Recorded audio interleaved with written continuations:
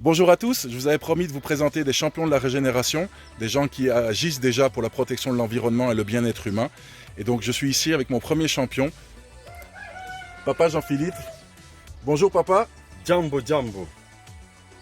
à la ferme école VSK. Et donc un projet magnifique, mais plutôt que vous en parler, je préfère vous le montrer.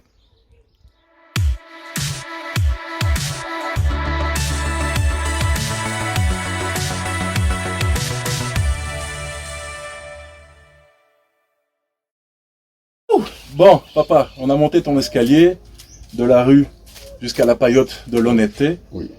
Et tu m'as fait découvrir ton petit paradis. Déjà, c'est extraordinaire ce que tu as fait.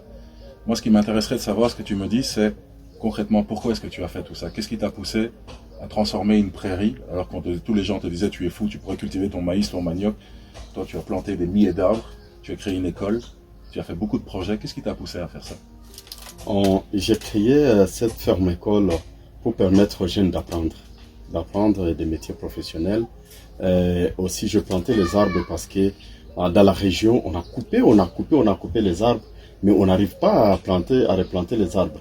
Alors, en faisant cette ferme-école, je voudrais que ça serve du modèle, que les gens qui vont arriver, que les jeunes qui vont venir apprendre, sachent qu'il est très important de planter les arbres. C'est ça. Et donc, tu as cherché à inspirer les jeunes. Tu as eu des résultats? Oui, j'ai des résultats parce qu'avec les jeunes qui apprennent, les jeunes qui passent ici, maintenant ils commencent aussi à planter les arbres. Et ils sont aussi en train de partager les formations, les connaissances réussies avec le reste de la communauté. Magnifique. Dans ma réalité, généralement, quand on vient d'Europe et qu'on veut créer des projets de reforestation, on doit payer cher. On paye, avec des résultats mitigés. Toi, aujourd'hui, si je comprends bien, par un transfert de la connaissance, tu as réussi à inspirer les gens qui passent par eux-mêmes à l'action. C'est comme ça que ça marche? Oui, oui. Après qu'ils aient eu la formation, nous leur demandons d'aller mettre en pratique. Et maintenant, aujourd'hui, nous voyons des pépinières, des jeunes qui plantent aussi des arbres, et des jeunes surtout qui parlent de l'importance de l'arbre à d'autres personnes. On a parlé souvent, aujourd'hui, on a donné une formation justement avec des jeunes, avec les différentes organisations de planning. Et on a pu constater qu'à travers la formation, les gens ont pu réaliser qu'il existait un lien profond entre la protection de l'environnement et leur capacité à obtenir l'abondance par l'agriculture, etc. C'est quelque chose que toi, dans ton expérience, tu as pu constater aussi? Évidemment, ces liens qui existent entre l'environnement et l'humain, c'est quelque chose que nous constatons. Et vous allez voir que les gens qui font de l'agriculture, ils ont de l'autonomie alimentaire. C'est ça. Les gens qui plantent des arbres, comme ici là où nous sommes, nous avons de l'air. Donc, ce lien entre l'environnement et l'humain existe. Et c'est l'un de l'impact que nous sommes en train de viser. Aujourd'hui, tu fais bien plus que ça. Tu prends des enfants soldats, tu prends des femmes qui sont passées par les pires conditions, des femmes qui ont subi des viols collectifs parfois, et tu arrives à les réintégrer non seulement dans leur dignité, mais aussi dans la vie sociétale. Tu peux nous parler un peu de ce magnifique projet? Nous venons de former un nombre de filles et mères, ici on les appelle des filles et mères, qui ont été violées et aujourd'hui deviennent alors acteurs de leur développement. C'est ça. Parce qu'après la formation, nous leur donnons un kit de réinsertion. Nous donnons des poules, des lapins, des outils aratoires. En clair, tu leur donnes la possibilité d'obtenir l'autonomie par eux-mêmes. C'est bien ça? Oui. Dès qu'ils ont démarré avec les kits de réinsertion, ils deviennent autonomes.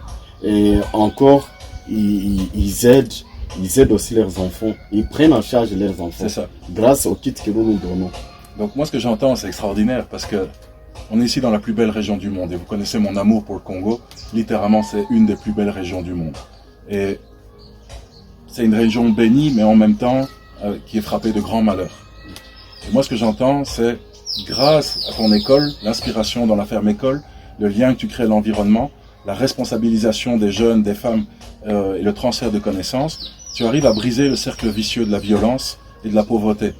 Et simplement, en inspirant les gens, en leur offrant, comme tu dis, des lapins, des poules, des arbres, tu arrives à créer cette autonomie et relancer les gens. Et je trouve ça littéralement extraordinaire. Et donc, je voulais te féliciter, te remercier pour ce que tu fais.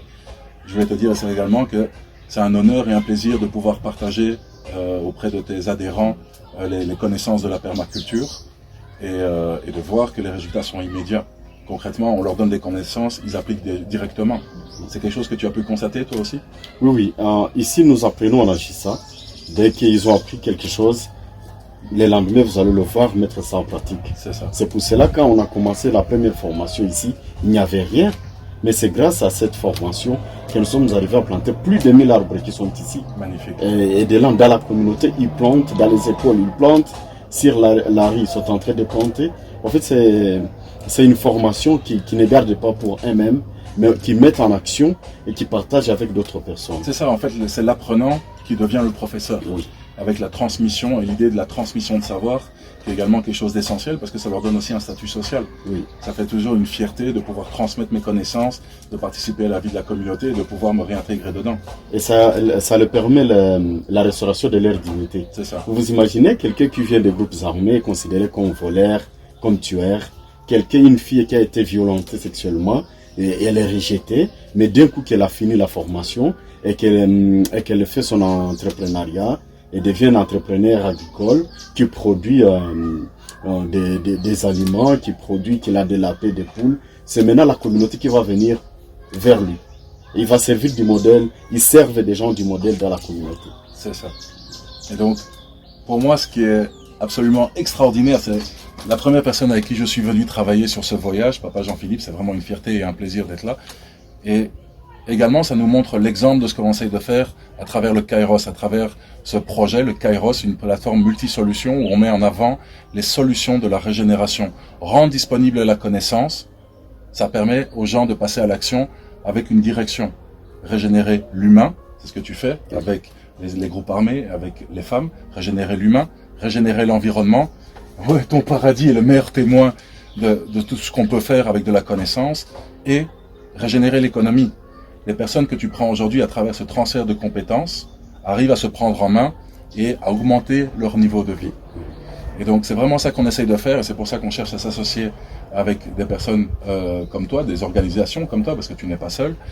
Moi j'ai une dernière question à te poser.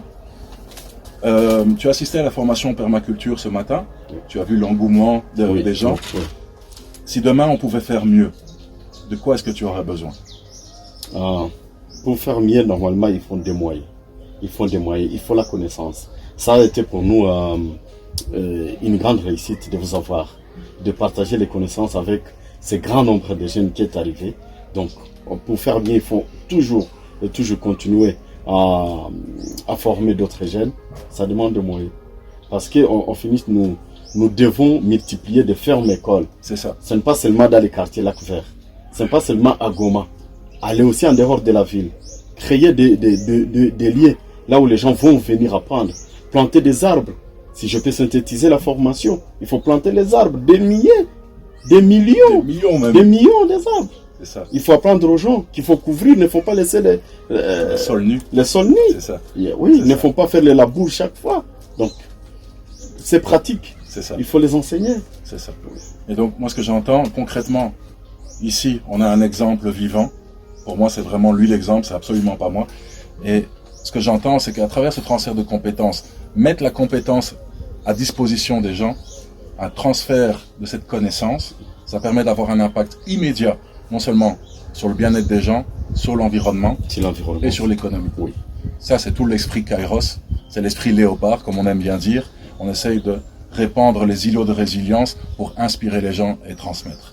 Si vous choisissez de nous aider, vous êtes les bienvenus. Venez sur la plateforme Kairos Multisolutions et venez participer à ces beaux projets. Merci à vous et à très bientôt. Merci papa. Accent, c'est ça.